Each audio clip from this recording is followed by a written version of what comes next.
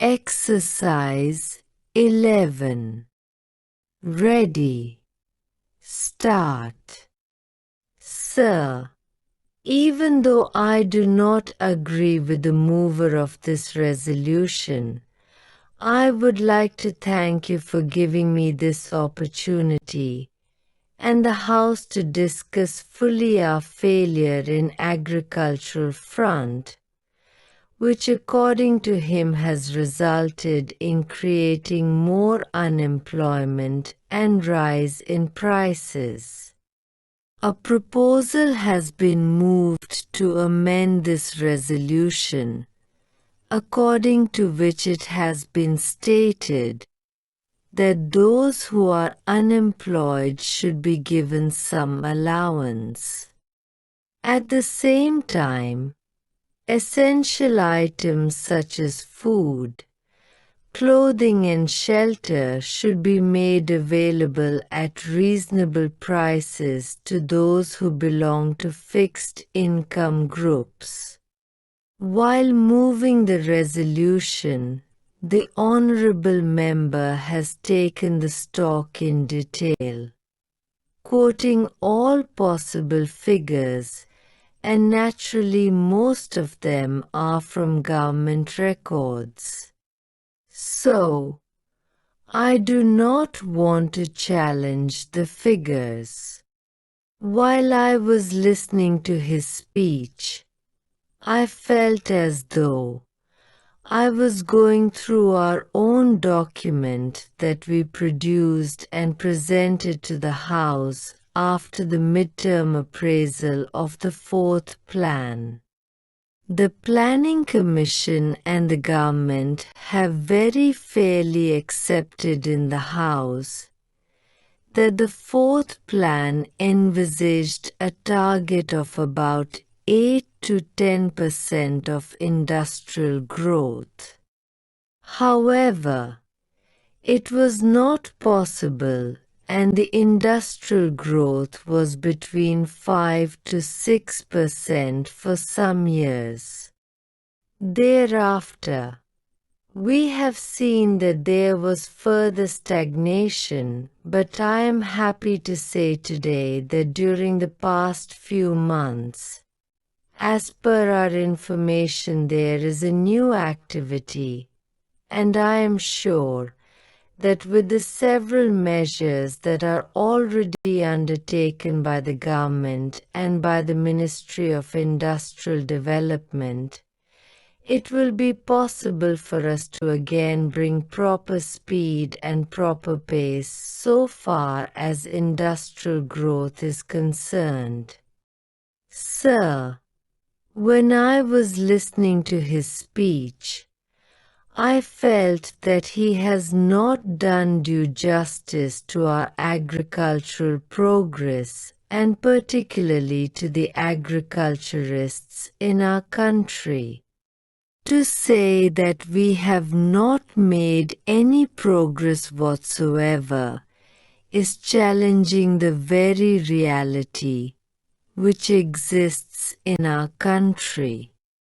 We have made good progress in producing cereals, but cash crops have not shown any improvement.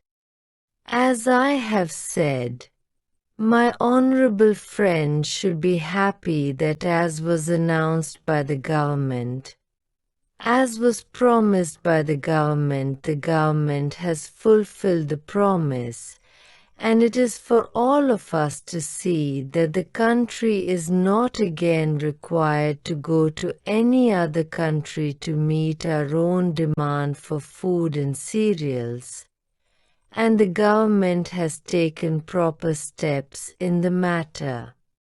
Regarding industrial growth, as I have already admitted here, it was not according to the targets that we had fixed in the fourth plan, but why should we not again feel happy that during the past 20 or 25 years, since our freedom, It was impossible for this country to raise the required infrastructure for all possible industrial growth in the country.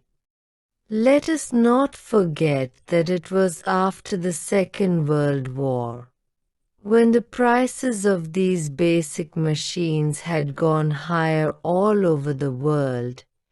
It was at that time that we had to import all these new machines from foreign countries, and naturally it had brought about some drain of our foreign reserves, and also had created several other problems.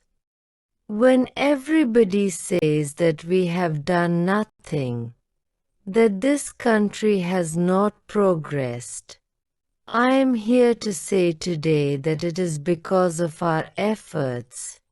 It is because of the efforts of the people of this country during the past 25 years that this country has been able to raise the infrastructure, and I have no doubt whatever that with the present efforts in a planned manner, this country is determined to progress, and I shall achieve the desired progress as has been promised to the people.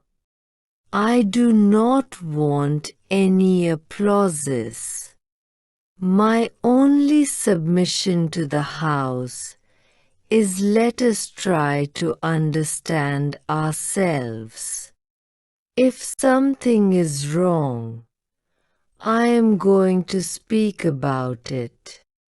There are several problems faced by our country.